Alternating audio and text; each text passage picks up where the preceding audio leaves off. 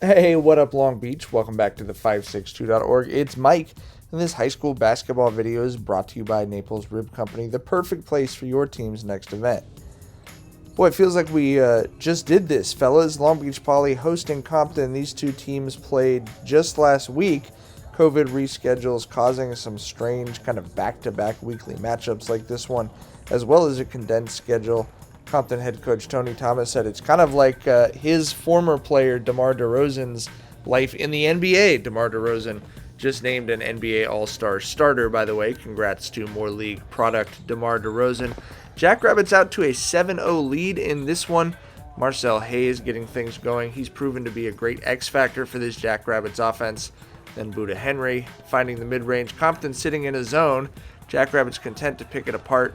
But obviously, you can also get a turnover, the back and forth from Chris Watson to Giovanni Ruff, and Watson able to finish. So that 7-0 lead for the Jackrabbits, who are playing great defense in the first quarter and throughout this game. And the Say Hayes kid, really nice opening quarter for the Jackrabbits. Compton answering, they get their first field goal 5 minutes into this game.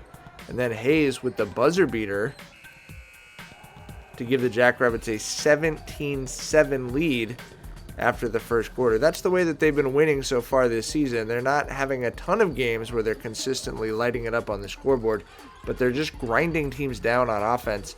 The only answer for Compton was Malachi Scott. No baskets in the first quarter, but he explodes with 9 in the second. Babe's looking to get him the ball, and once they got him the ball, he's finishing. He did a great job of kind of keeping all eyes on Scott, and anytime there was an opening to get him the ball, they were able to do that. Jackrabbits, not much of a matchup once he gets the ball down low.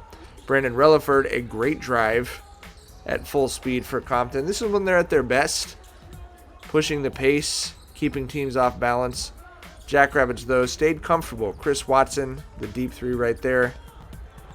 And then Kyrie, bouncing around two screens, finds his spot, pops it. But the Jackrabbits only up 25-21 at half after a big second quarter from Compton. A nice step in from Buda, walking the threefold path. And then great Scott. He's always been great on the offensive boards. And that was a good way to get him the ball, too.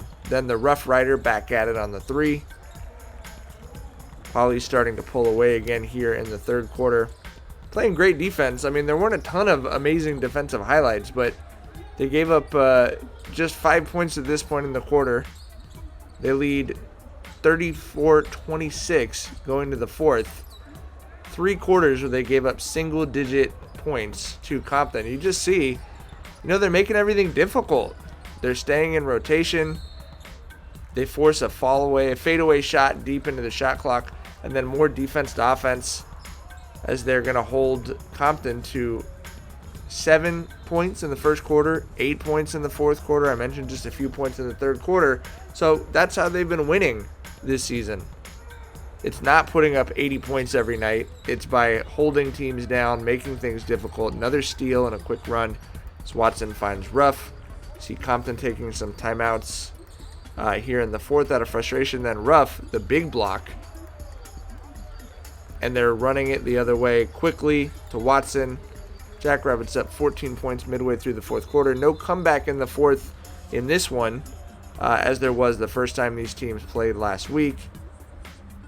Scott would finish with a game-high 14 points for Compton, but it was just not enough in this slugfest as Poly is going to win it 43-34 to remain undefeated in the Moore League. They're up a game on Lakewood, up 2 games on everybody else with 4 games left to play as we close in on the end of the season. We'd like to thank all of our sponsors, including Ocean Law Center.